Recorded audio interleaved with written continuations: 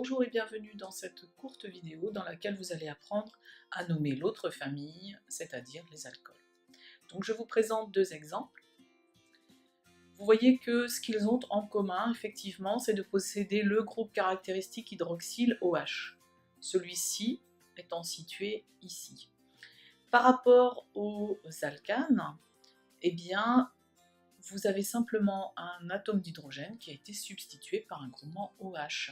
Ce qui va avoir pour conséquence, vous le voyez ici effectivement, eh bien, ils vont avoir pour formule brute, puisque c'est simplement un H qui a été remplacé par un groupe OH, eh bien finalement c'est comme si vous n'aviez qu'un atome d'oxygène en plus. Donc par rapport aux alcanes, ils ont une formule brute, CnH2n plus 2, et en plus un O.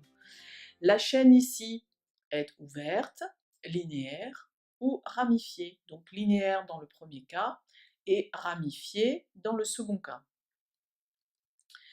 Ensuite, eh bien, leur nom effectivement va se terminer par la terminaison on. Alors, je profite ici par vous présenter, pour vous présenter ce que l'on appelle le carbone fonctionnel. Alors le carbone fonctionnel, ils sont ici. Ce sont les atomes de carbone qui portent le groupe caractéristique. Ils vont jouer, vous allez voir, un rôle important. Donc on va commencer par les alcools à chaîne linéaire. Donc en voici 4 exemples de, qui vous présentent les formules développées des, des alcools les plus petits, pratiquement. Alors, donc ici, vous voyez bien, vous repérez dans les 4 cas le groupe hydroxyle. Donc vous allez mettre sur pause et vous allez essayer de nommer en utilisant les règles que vous avez vues précédemment pour les alcanes. Donc je vous laisse un petit peu de temps. Et maintenant, effectivement, donc le premier, un atome de carbone, le groupe caractéristique OH, donc effectivement le nom de méthanol. Dans le deuxième, je suppose que vous avez compris comment ça fonctionne. Vous avez 2 atomes de carbone, possèdent le groupe caractéristique OH, donc c'est l'éthanol. Maintenant le dernier, effectivement, 4 atomes de carbone, donc butane, et la terminaison ol. Pour l'autre, qui n'est pas tellement différent, même donc le groupe caractéristique, même nombre d'atomes de carbone, donc butane. Pour les différencier, puisque vous voyez qu'ils ne sont pas identiques, eh bien, vous avez vu apparaître des numéros. Donc à quoi correspondent ces numéros? On va numéroter la chaîne, comme pour les alcanes, dans les deux sens. Et bien dans ces cas-là, on voit que dans la numérotation verte, le carbone fonctionnel porte le numéro 4, alors que dans la numérotation rouge, eh bien, le carbone fonctionnel porte le numéro 1. On choisit finalement de numéroter la chaîne de telle sorte à ce que le carbone fonctionnel porte le plus petit numéro possible, c'est-à-dire suivant la numérotation rouge, et donc le butane, un ol. Je fais la même chose avec l'autre molécule. Je vois que dans un cas, le carbone fonctionnel porte le 2, dans l'autre cas, le 3. Donc je choisis de numéroter ma chaîne de telle sorte à ce que le carbone fonctionnel porte le plus petit numéro possible, c'est-à-dire le 2 ici pour la numérotation rouge. Donc je fais un petit peu le bilan. Il va falloir, en plus des alcanes, ici indiquer par un numéro la position du groupe caractéristique.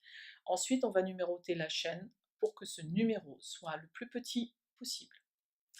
Donc vous allez vous essayer un petit peu avec cette molécule qui est un alcool, mais qui cette fois possède une chaîne ramifiée. Alors, je vais commencer par faire ce que vous allez devoir faire systématiquement. On va choisir la chaîne carbonée la plus longue. On a vu qu'elle doit contenir effectivement le carbone fonctionnel. Donc là, ici, moi j'ai le choix entre cette chaîne-là et cette chaîne-là. Je choisis la plus longue, c'est-à-dire une chaîne en 5, donc ce sera déjà effectivement un pentanol. Ensuite, donc voilà ma chaîne. je vais identifier les ramifications. Ici, je vois que j'ai un atome de carbone, ce sera donc un groupement méthyle.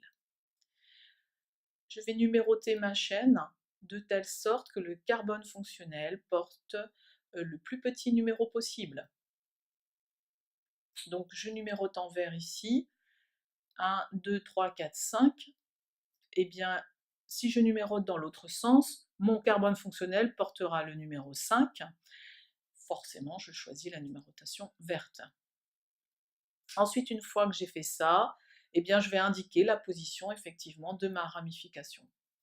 Donc par rapport aux alcanes, vous voyez que ce qui est prioritaire, c'est la numérotation, de telle sorte à ce que le groupe fonctionnel porte le plus petit numéro possible, et non plus les ramifications. Donc ici, eh bien, ce que je vous avais dit tout à l'heure, c'est bien un pentane, il est en 1, donc c'est le pentane 1-ol, et ensuite j'ai une ramification qui est un groupement méthyle, qui est, puisque ma numérotation est imposée par le plus petit numéro porté par ce groupe caractéristique, va porter ici le numéro 3. Alors maintenant, je vais vous donner un autre exemple et vous allez appliquer les mêmes règles. Donc choisir la chaîne carbonée linéaire la plus longue. Elle doit contenir le carbone fonctionnel. Je vois que mon carbone fonctionnel, il est bien ici. Voilà. Donc ma chaîne carbonée, j'avais le choix, je vous l'ai indiqué ici. Donc soit je prenais celui-là, c'était une chaîne en 4, celle-là, pardon. 1, 2, 3, 4, 5, j'avais le choix. Ensuite j'avais celle-ci. J'aurais pu choisir celle-ci, hein. D'accord? C'est exactement la même que celle-ci, ou alors une chaîne en 3. Donc voilà, je choisis la chaîne carbonée la plus longue et la plus simple pour moi, c'est-à-dire ici celle-ci. Ce que je vais devoir faire maintenant, c'est identifier les ramifications. Je vois que ma première ramification contient 2 atomes de carbone, c'est un groupement éthyle. La deuxième que je vous indique, c'est un groupement méthyle, puisqu'elle contient un atome de carbone. Ensuite, la troisième ramification, une chaîne avec 2 atomes de carbone, donc ce sera un groupement éthyle.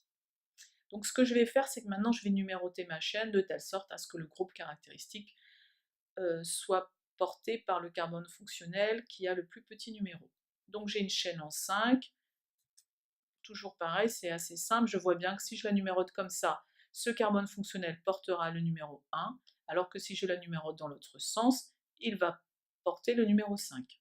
Donc forcément, c'est le choix qui est indiqué directement ici. Ensuite, je vais indiquer la position des ramifications. Donc là, je vais appliquer exactement les mêmes règles que pour les alcanes. C'est-à-dire que je vais les indiquer par ordre alphabétique, même si ici, par exemple, il va y avoir 2 groupements éthyles, le préfixe que vous mettez devant pour indiquer le nombre n'intervient pas dans l'ordre alphabétique. Donc je vais d'abord placer mon groupement éthyle, dire que c'est un diéthyle, et ensuite le groupement méthyle. Donc vous allez essayer, je vais vous donner la réponse tout de suite. Eh bien, ça va être déjà 5 atomes de carbone, donc un pentane. Le carbone fonctionnel porte le numéro 1, donc c'est le pentane 1-ol. Ensuite, je vais indiquer effectivement la présence de 2 groupements éthyles indiqués dans l'ordre alphabétique, 2 groupements éthyles, diéthyles, et ensuite un groupement méthyle. Maintenant, il va falloir que j'indique leur position. Alors, ça ne se voit pas forcément ici, mais vous allez le voir apparaître. Les groupements éthyles sont en 2 et en 3, donc je vais indiquer 2,3 diéthyl.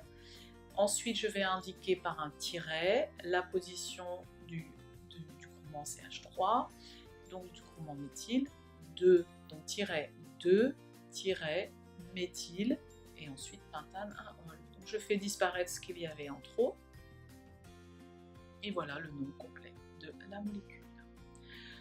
Donc cette capsule est terminée. Maintenant c'est à vous un petit peu de vous mettre au boulot. Allez, à bientôt.